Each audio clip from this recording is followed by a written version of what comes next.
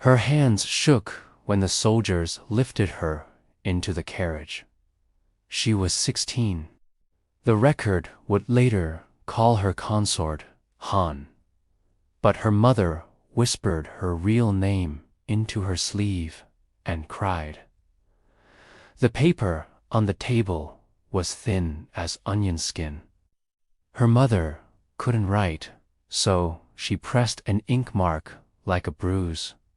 One less daughter to feed. One less mouth during famine winters. Han rode for weeks in a sealed carriage with 15 other girls. Curtains stayed tied. Windows stayed shut. The road existed only as bumps and the smell of dust. They weren't allowed to talk, not even in whispers. Silence was the first lesson. A guard's patience was a thread that snapped fast. One girl tried to pry open a latch at night. They caught her before dawn. They crushed her hand under a wheel, spoke to make an example. She died of infection a few days later, fever raving in the straw. The carriage never stopped for mourning. Her body was left by the roadside like a broken tool. After that, nobody tested the rules again. Resistance wasn't a speech. Resistance was a cost, and they had already paid too much. When the gates of the Forbidden City closed behind Han, she understood the lie wrapped around the word honor. Serving the Son of Heaven had nothing to do with poetry. She would live 16 years inside those walls. She would watch a whole women's quarter vanish in a single night. She would beg to see her mother once more and die in white silk.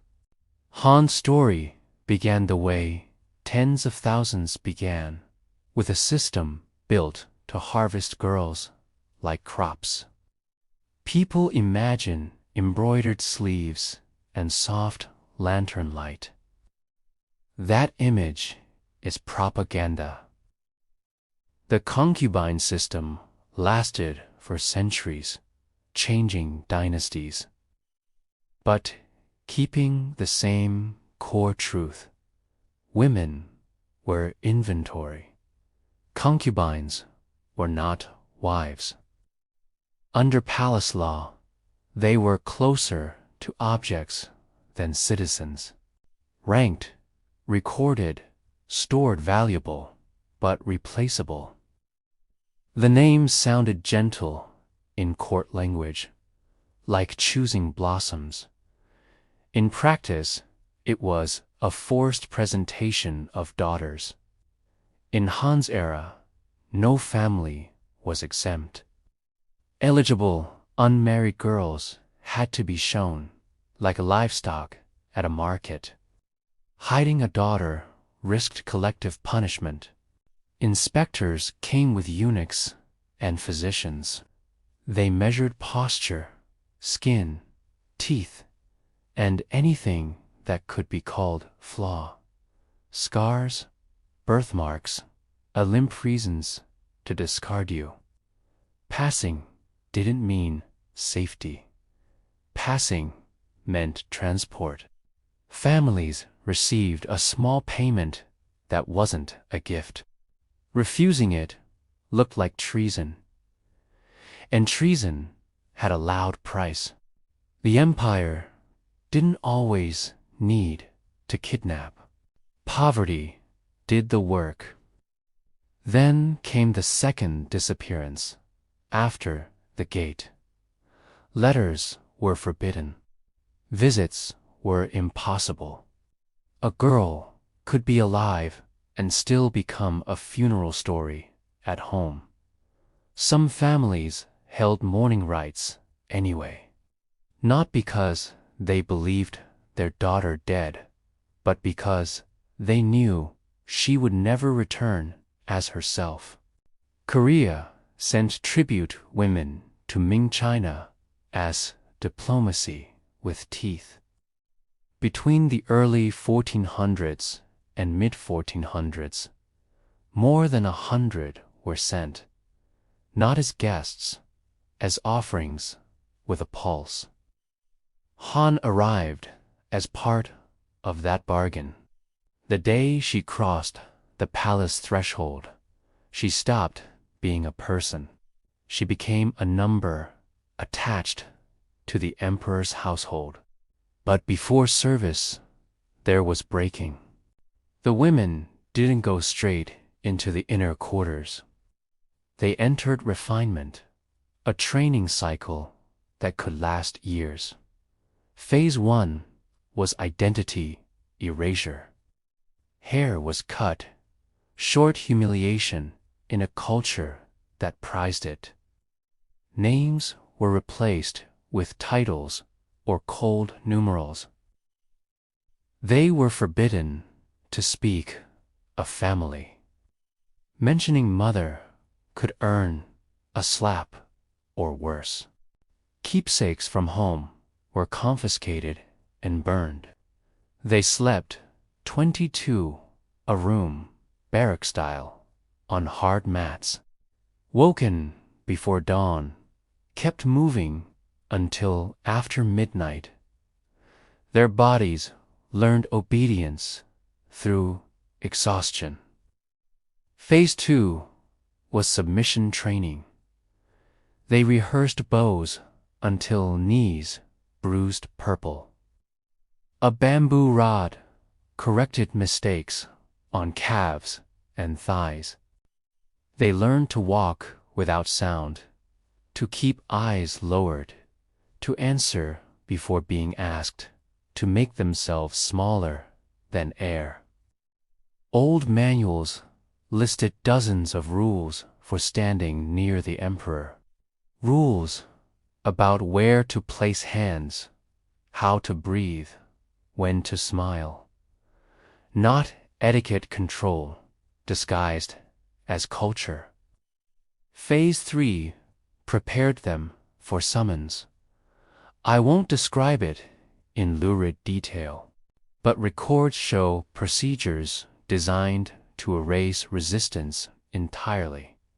Monthly examinations, cold notes, sterile phrasing, and non-complaint temperament.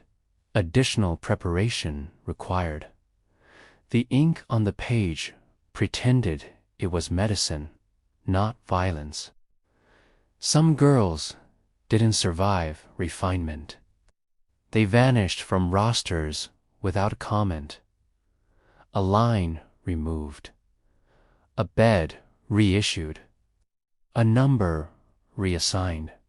By the time Han finished training, the palace no longer felt like a city. It felt like a machine that turned girls into silence.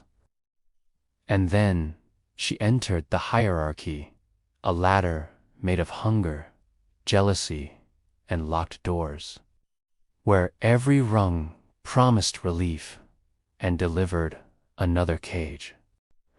After refinement, Han was assigned to the lower tiers.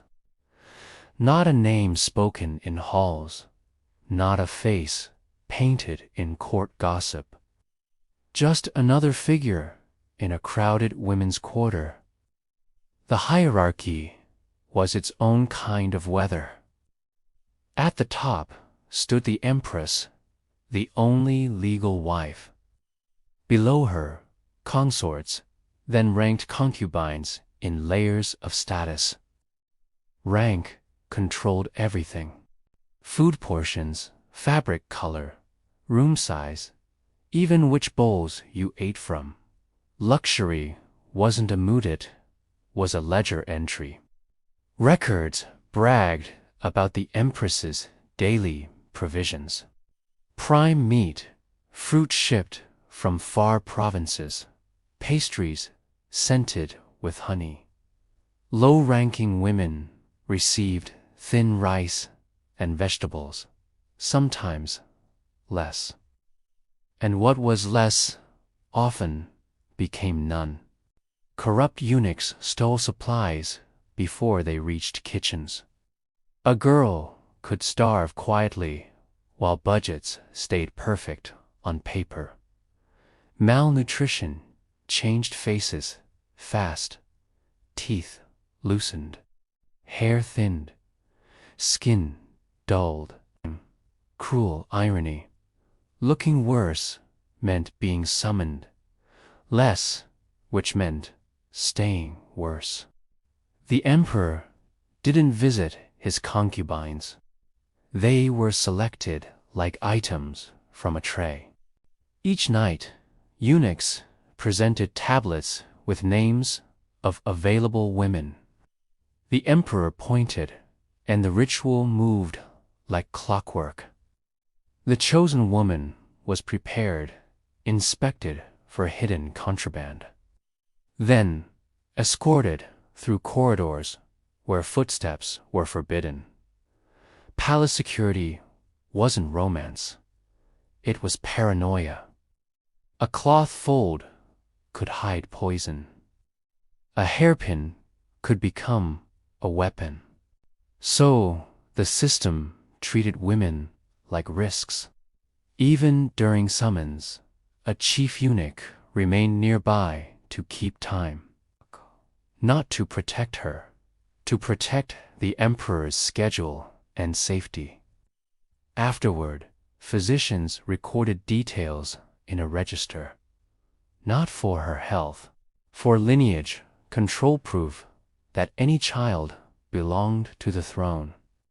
But here is the truth that breaks the fantasy.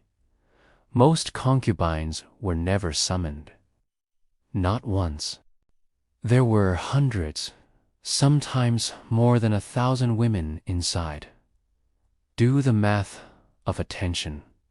One man, a few choices, a week, and an ocean of women aging in silence, waiting for a call that never came. A concubine could spend decades in permanent storage. She couldn't leave. She couldn't marry. She couldn't have children with anyone else. She belonged to the palace forever. Waiting became its own torture. New girls arrived, each selection cycle, younger, fresher, hopeful. Older women watched them like mirrors showing tomorrow's decay. Some women turned inward and disappeared emotionally. Others turned outward because the inner court wasn't just a prison. It was an arena built to make women fight for one man's glance. Favor was currency. A single pregnancy could elevate a woman or destroy her. So alliances formed like smoke and vanished the same way. They bribed eunuchs to alter tablet order. They offered gifts to servants who could whisper into the right ear. Poison appears in records more often than people like to admit. Herbs slipped into tea, powders dusted on sweets. Sometimes it was meant to harm. Sometimes it was meant to make someone look ill. Pregnancy brought another kind of terror. A pregnant concubine wasn't celebrated. She was isolated, watched, and treated as a political hazard. Han saw it happen to a girl from the southern provinces. Once the belly showed, they moved her to a remote compound. No visitors, no garden walks, no laughter, only monitors and locked doors. When the child came, separation followed quickly. If it was a boy, nurses took him to be raised away from his mother. She might see him briefly under supervision, hands kept politely empty. If it was a girl, the record often went thin. Some daughters were sent to servants' quarters. Some married out later, and some simply vanished from the story. The mother was blamed when things went wrong. A fever, a cough, a common childhood illness could become a court accusation. Negligence, bad fortune, contaminated influence. A woman could lose a child and also lose herself, demoted, confined, stripped of attendance, left to count cracks in plaster for the rest of her years. This pressure produced predators and victims in the same bodies. Women who were dehumanized learn to dehumanize others. Not because they were born cruel, but because cruelty was rewarded with survival.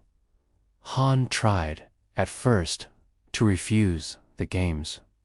She kept her eyes down, did her duties, saved her food, and traded scraps of kindness like contraband. One quiet warning, but the palace punished softness. Even silence could be interpreted as arrogance by someone above you. One winter, Han's closest friend, another Korean tribute girl, was accused of disrespect for turning her head too fast during a procession. She was beaten until she vomited blood, then reassigned to the lowest labor wing.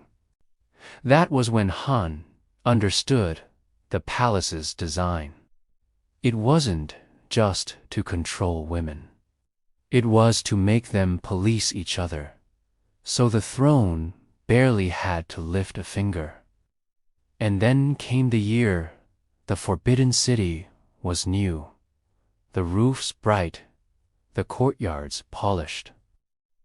The empire proud, and a rumor slipped under a door and lit the whole inner court on fire.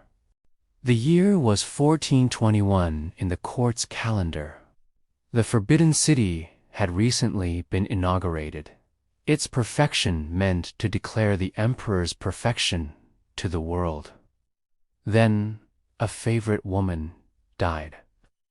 The official story said illness at first, but the whispers rejected that neatness because whispers prefer scandal.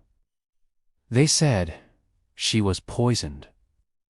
They said she had taken her own life. They said a eunuch knew too much, and the emperor feared laughter more than war. In a palace built on image, humiliation was lethal. The emperor ordered an investigation, but he wasn't looking for truth. He was hunting for silence. The inner court became a trap. Questioning turned into confession by force. A stray comment became proof. A nervous pause became guilt. Women disappeared overnight. Servants, cooks, laundresses, seamstresses, anyone who might have heard the rumor. Not because they were responsible, but because they were reachable. The purge happened fast, like a door slamming. Courtyards filled with bodies before dawn. The methods varied in account-strangling cords, blades, punishments meant to terrify witnesses. Some chronicles suggest thousands died. Others argue the number was inflated by later storytellers.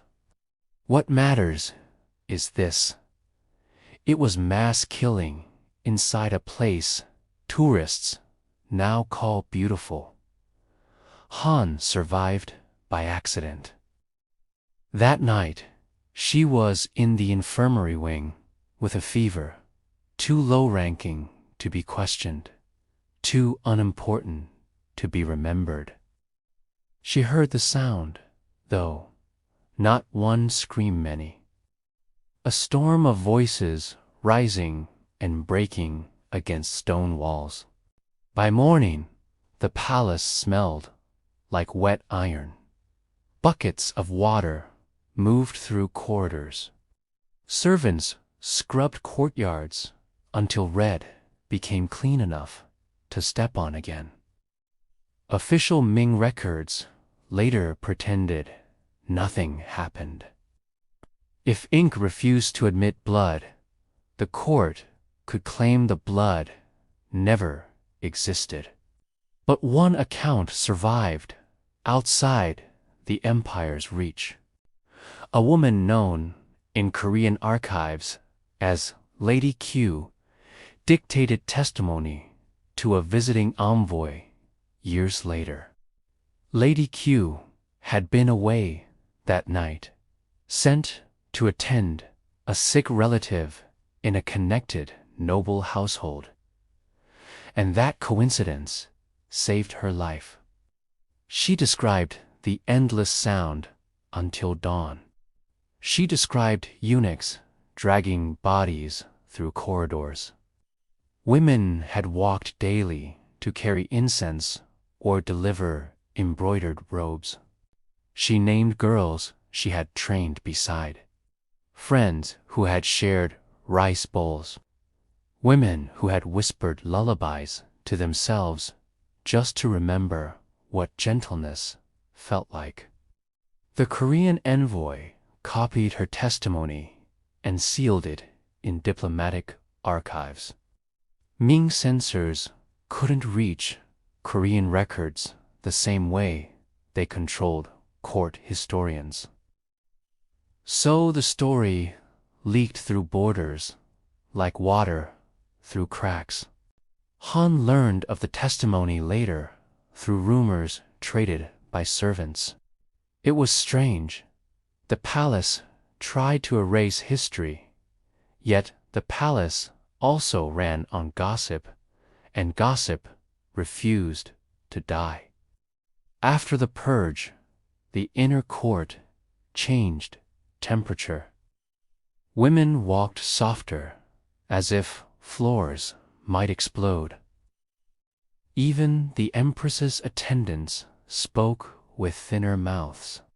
The emperor grew paranoid. Summons became more ritualized, more controlled. Searches became harsher. The chief eunuch's shadow grew longer. Khan lasted by becoming unremarkable. She learned when to be visible and when to be furniture. She saved a small stash of dried fruit, traded it for soap, traded soap for a favor. She wrote her mother's name on a scrap and hid it in a seam. She never showed anyone. Memory itself felt like a crime. 3 years later, the emperor died. A new reign began with fresh banners and the same old machinery. And then the list was compiled, the list that made women turn to smoke inside their own skin. It was called accompanying honor in palace language, a phrase designed to sound like devotion. In reality, it was death scheduled like a ceremony. The practice had a name, Shunzang. When an emperor died, selected concubines were ordered to follow him into death. The logic was blunt. He needed company in the afterlife. Selection wasn't always about favorites. It could be political. It could be symbolic. It could be a new regime's way to erase women who knew too much about the previous one. Han's name appeared on the list. Whether because she had been noticed, or because she was foreign tribute, or because someone wanted her, Ganshi never learned which, the women were given a final meal. Food rich enough to make the stomach ache. Wine they were usually forbidden to taste. Musicians played as if grief were entertainment. Then came the two paths. Accept honor and hang yourself with white silk, or refuse and be forced drugged, restrained, lifted like luggage into darkness. Han did what many did when trapped between two violences. She chose the one that might spare someone else pain. She asked for one thing, not freedom, just permission to return to Korea to see her mother. The petition was denied. A clerk stamped it without looking up. The new emperor didn't want inconvenient humans walking back into the world with stories. Spent her last night staring at the white cord folded like a neat promise. In the distance, bells marked hours she did not own. In her mind, she walked home in a straight line that did not exist. And when the morning came, she put on silk and stepped into a ritual designed to call murder a virtue. Knowing that the palace would keep standing and her mother would never know where her bones slept. Han died in 1424, before the practice was abolished. Later rulers ended Shunzang, but not from compassion. Too many powerful families began to resist losing daughters to tombs. Abolition didn't mean freedom. It meant a different sentence: prolonged confinement. Women who outlived an emperor were relocated to remote compounds inside the palace. The rules were blunt. Never leave the complex. Never remarry.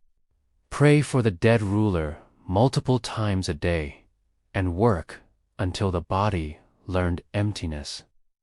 They slept in communal rooms on thin mats. Food was basic, medical care minimal, unless disease threatened to spread. Some women unraveled slowly, like cloth fraying at the hem. The most common escape was drowning in garden wells. Records from later centuries mention bodies found regularly, removed quietly at night, without ceremony, without public acknowledgement. A dead concubine created no scandal if the paperwork stayed quiet. Just one less number on a roster. A bed reissued, a bowl reassigned, another selection cycle to replace her. One widow documented in later court notes was 14, married briefly to an aging ruler, then trapped for decades after his death. She spent more than 60 years in enforced mourning for a man she barely knew. Tour guides today talk about architecture. They point to yellow roofs, carved dragons, the symmetry of courtyards. They sell history as grandeur because grandeur is easy to photograph. They do not point out the perpetual solitude quarters. They don't linger near the wells. They don't mention why some palaces stayed closed for long periods, used as storage, as if shame could be boxed.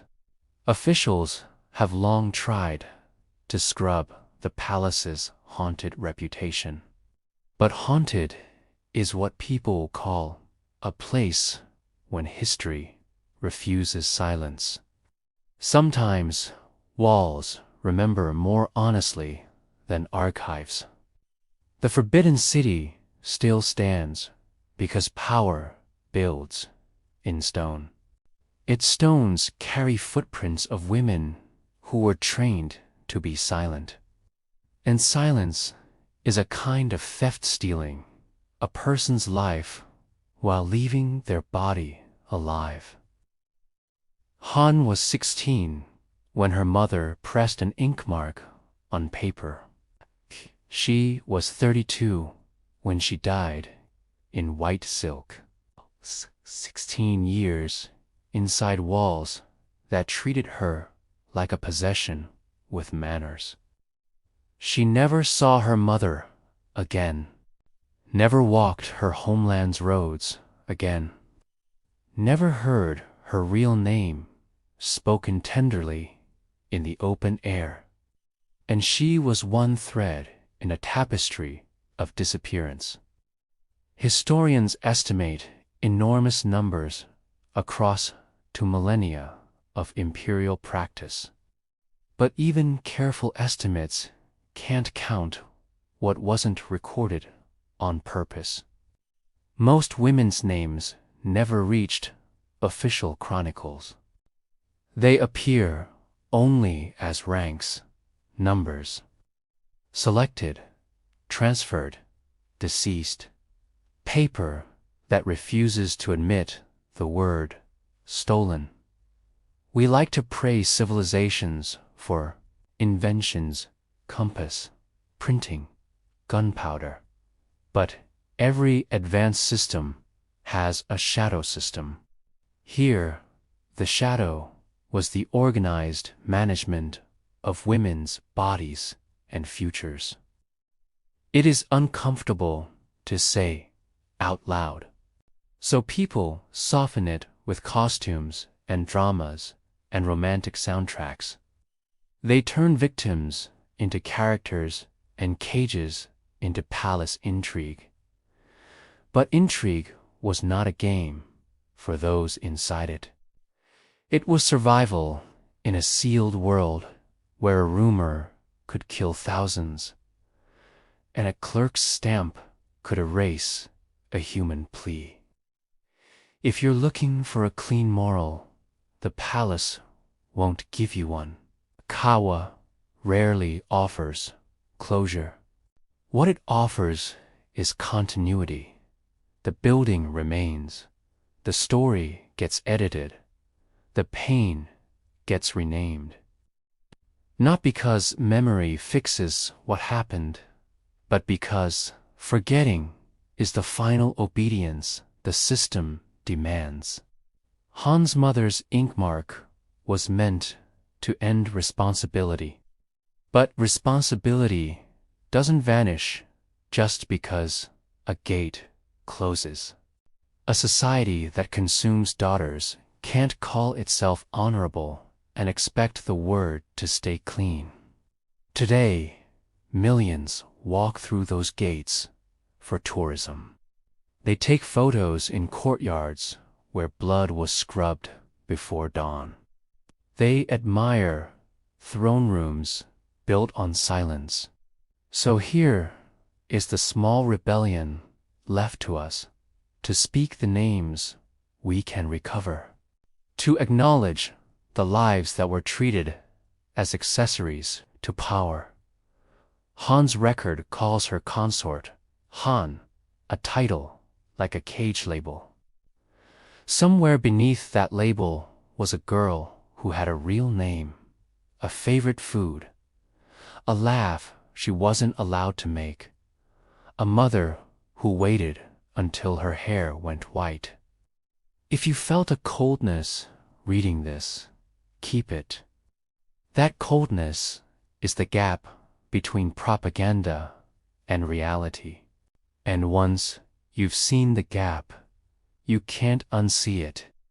The stones of the palace still stand, but stones don't get to decide what the world remembers. We do.